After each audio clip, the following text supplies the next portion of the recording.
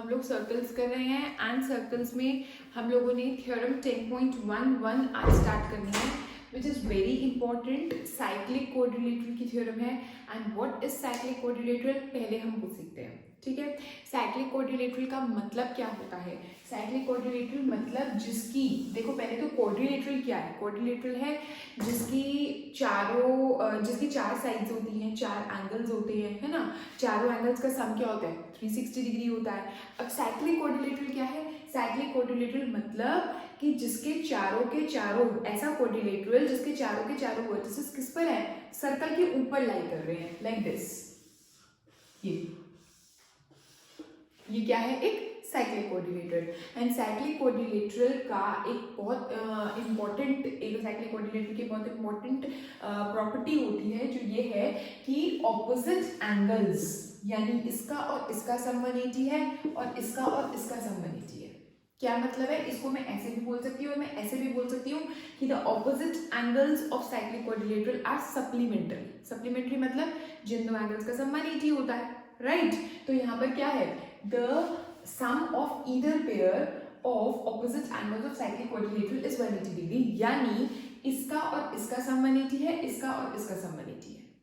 ठीक है, तो ये हमको प्रूव करना है यहाँ पर, और इसका यूज हम आगे क्वेश्चंस में डायरेक्ट कर लेंगे, लेकिन अभी तो हमें ये प्रूव करना है। ठीक है, चलो अभी हम एक बड़ा सा सर्कल बनाते हैं लाइक दिस, और ये हमारा एक बड़ा सा क्वाड्रिलेटरल हो गया which is cyclic because A, B, C and D lie on a circle, right? Given में क्या लिखेंगे कि A, B, C, D एक साइक्लिक कोऑर्डिनेटर है, ठीक है। एंड टू प्रूव में हम लिखेंगे कि angle A plus angle C को हमने 180 डिग्री प्रूव करना है और angle B plus angle D को हमने 180 डिग्री प्रूव करना है। यही प्रूव करना है ना हमने कि ऑपोजिट एंगल्स सप्लीमेंट्री होते हैं, करेक्ट। अब कंस्ट्रक्शन में हम क्या लिखेंगे? join A, C and B, D। ये हमने इसको ज्वाइन कर दिया और ये हमने इसको ज्वाइन कर दिया लाइक दिस, ठीक है। अच्छा एक बात बताओ, जिसने मेरी पिछली वीडियो नहीं देखी, मैंने लास्ट वीडियो में, इससे पहली वाली, जस्ट पहले वाली वीडियो में एक थ्योरम कराई है, angles in the same segment are equal. क्या मतलब था उस थ्योरम का? कि अगर ये एक आर्क है, ये A, B, ठीक है, इस आर्क से यहां पर एक एंगल बन रहा है, ये बन गया which is angle P, right. इसी आर्क से एक और एंगल बन रहा है विच इज एंगल Q, और वो भी सर्कल पे ही बन रहा है। तो ये दोनों एंगल्स किससे बन रहे हैं? आर्क AB ही है ना। देखो इसके आर्म्स देखा करो, इस ये angles in the same segment बच्चों को समझने में बहुत टाइम लगता है। जब फाइंडिंग वाले क्वेश्चन होते हैं ना, फाइंड एक्स एंड वाई आगे, उसमें समझने में बहुत प्रॉब्लम होती है। तो ध्यान से समझो, एंगल P जो है, ठीक है, वो उसके आर्म्स देखो, जो एंगल है ना उसके आर्म्स देखो कहाँ तक जा रहे हैं। ये यहाँ से शुरू हुआ, इसका आर्म गया A पर, इसका आर्म गया B पर, तो AB से बना गया ये वाला एंगल। सिमिलरली Q का ये वाला आर्म गया A पर और एक आर्म गया B पर, तो यानी ये भी AB से ही बन रहा है। और सेम आर्क से बनने वाले एंगल्स को हम बोलते हैं angles in the same segment and they are always equal, they are always equal, ठीक है। अब आ जाओ इस वाले पे, ये आर्क AB दिखाई दे रहा है, ठीक है, ये वाला एंगल 1 दिखाई दे रहा है, ये वाला एंगल 2 दिखाई दे रहा है, और ये हमारे angles in the same segment हैं, ठीक है। उसी तरह से जो मैंने भी आपको यहाँ पर फिगर बना के दिखाई, तो मैं क्या लिखूंगी कि इन angle 1 is equals to angle 2, angles in the same segment,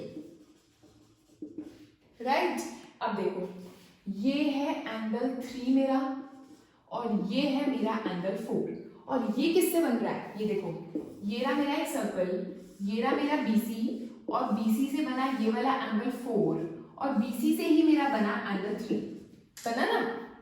तो एंगल 3 और एंगल 4 भी इक्वल हो गए, ठीक है। और मैं यहाँ पे लिखूंगी angle 3 is equal to angle 4, reason मेरा सेम रहा, angles in the same segment, ठीक है। अभी मैंने इसको एक इक्वेशन 1 मान लिया और इसको इक्वेशन 2 मान लिया, और मैंने दोनों को ऐड कर दिया, एडिंग 1 एंड 2, तो angle 1 plus angle 3 is equal to angle 2 plus angle 4, right. 1 plus 3 इनको अगर मैं ऐड करती हूँ तो मेरा आ जाएगा angle ADC, angle ADC is equal to angle 2 plus angle 4। अब देखो, अगर मान लो मैं यहाँ पर 4 इज इक्वल टू 3 लिख देती और फिर तब मैं ऐड करती तो मेरी ये सेटिंग सही नहीं बैठनी थी। तो इसको लिखने से पहले तुम ये ध्यान रखना कि 1 और 3 should be on the same side, so that when we add these two equations तो 1 और 3 कंबाइन हो जाए और मेरा एंगल ADC बन जाए। करेक्ट? चलो, अब मेरा ये आ गया angle ADC equals to angle 2 plus 4। अब इसके बाद हमें फिर से एक ट्रिक लगानी है, एडिंग एंगल। देखो, ये जो हमारा टू प्रूव वाली चीज थी, angle A plus angle C equals to 180, angle B plus angle D equals to 180, यहाँ पर अगर मैं बहुत ही क्लियरली लिखना चाहूँ तो मैं ये लिखूंगी कि angle A plus angle C, तो अब ये एंगल A कुछ भी हो सकता है, तो मैं ऐसे लिखूंगी एंगल ADC यानी ये पूरा angle plus angle ABC is equal to 180 degree and angle DAB plus angle BCD is equal to 180 degree. ठीक है, ये मुझे प्रूव करना है। मेरा यहाँ पर क्या आ रहा है? मेरा यहाँ पर आ रहा है एंगल ADC। एंगल ADC है मेरा ये वाला एंगल, राइट? मुझे क्या चाहिए लेफ्ट साइड में? मुझे एंगल ABC चाहिए। ADC मेरा ये वाला एंगल है, इसके साथ कंबाइंड क्या चाहिए मुझको? ये वाला एंगल चाहिए। ठीक है, तो मैं दोनों साइड एंगल ABC ऐड कर देती हूँ।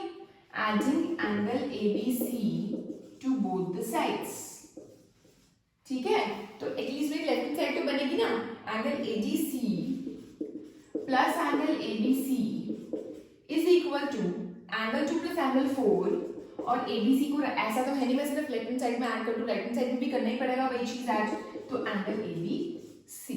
ठीक है, LHS मेरी बन चुकी है ये, इसको नहीं छेड़ना मुझको। राइट साइड में मुझे क्या चाहिए? मुझे 180 चाहिए। अब देखते हैं क्या आ रहा है मेरा आ रहा है angle 2 which is angle this, angle 4 यानी ये, और एंगल ABC यानी ये। तो ये तो है ही 180 degree by angle sum property. क्यों? क्योंकि ABC में 2 प्लस 4 प्लस ये क्या है मेरा 180 degree by angle sum property. तो इसको मैं लिख देती हूँ 180 degree by angle sum property. ठीक है, और इधर ये भी लिखे रहने दो, angle ADC plus angle ABC, right? तो अभी मेरा ये वाला पार्ट प्रूव हो गया एंड इसको प्रूव करने के लिए कुछ नहीं करना, सिमिलरली लिख देना। ठीक है, so guys we have proved, देखो angle ADC plus angle ABC is equal to 180 degree and when we will do questions related to this theorem तो क्या होगा, जैसे ये वाला एंगल हमको दे रखा है, ये वाला निकालना है, तो हम 180 में से माइनस कर देंगे इस वाले एंगल, तो हम साइड में प्रॉपर्टी लिख देंगे कि the opposite angles of the cyclic quadrilateral are supplementary. तो आपको प्रूव करने के लिए इन दो स्टेटमेंट्स में से कुछ भी आ सकता है। पहला स्टेटमेंट जो मैंने यहाँ पर बोर्ड पे लिखा है, the sum of either pair of opposite angles of cyclic quadrilateral is 180 degree. दूसरा जो मैं बोल रही हूँ, the opposite angles of the cyclic quadrilateral are supplementary, one and the same thing. Okay, this theorem is very very important. इसका application भी बहुत होने वाला है हमारी नेक्स्ट एक्सरसाइज में। ठीक है, so guys today we have done theorem 10.11 and आगे हम बाकी नेक्स्ट वीडियो में करते हैं। ठीक है, till then keep practicing and do subscribe my channel guys. Okay, bye bye.